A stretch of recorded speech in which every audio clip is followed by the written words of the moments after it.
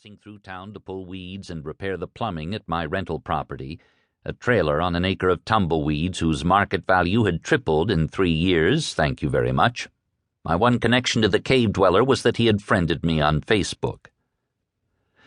I'd seen him once in the intervening years, though. On a visit to Moab, I had glanced at a shaggy, gray-haired man across the aisle at the market. We made tentative eye contact. He looked familiar, but could this old guy, gray in the muzzle with deep lines on his face and pants worn thin, be the Daniel I had cooked with a decade before? He smiled at me. The sight of his teeth, dark and crooked, rotting right there in his mouth, it chilled me. As much as I supported a person's right to voluntary poverty, here at the height of America's greatest prosperity, I drew the line at bad teeth. I should not be forced to look at such a sorry mouth. The sight made me ashamed of my own excellent dental condition, my disposable income, my rental property, as if he had accused me directly. My shame made me mad. It was a free country, I conceded, and Suelo had every right to sleep in the dirt and lasso grasshoppers or whatever, but how dare he sit in judgment of me? By now I had recognized my old acquaintance beyond doubt. But I did not take his hand, offer my friendship, ask about his health. I didn't even say hello. My jaw tightening, I threw him a nod and escaped to my car. The truth was, I'd come to like money. In fact, I had always liked it. When I was a boy, I counted and recounted the coins I collected in a tin can, packing pennies and nickels into paper rolls and depositing them at the bank, greatly satisfied as my fortune grew on the passbook. I also liked what money represented, the entire system of trade and credit and saving. As I grew up, money served me well. I started getting paid to do what I wanted, like writing books. Money allowed me to test my wits, to save, to gamble, to win. Even in my days of living in a tent, the act of saving money allowed me more freedom. And now, when I hunted for a used car below Blue Book value or refinanced my house at a lower rate, I felt like I'd outwitted the system.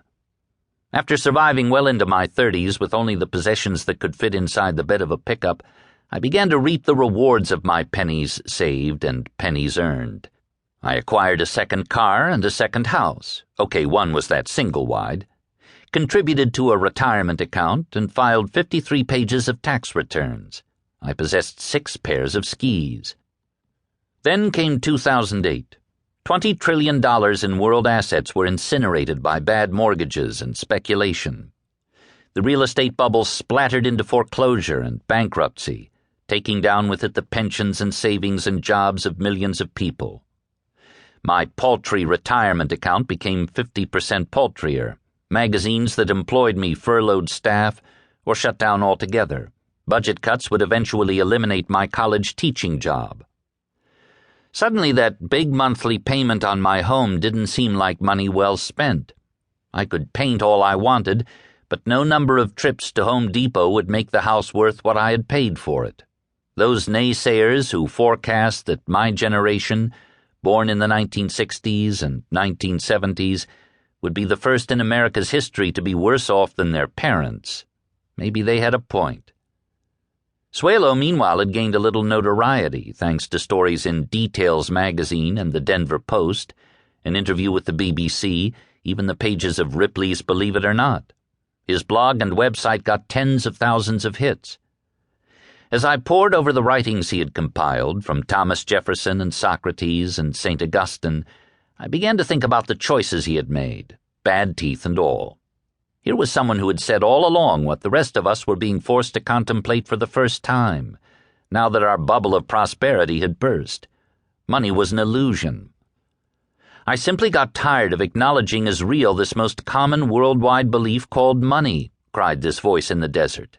I simply got tired of being unreal.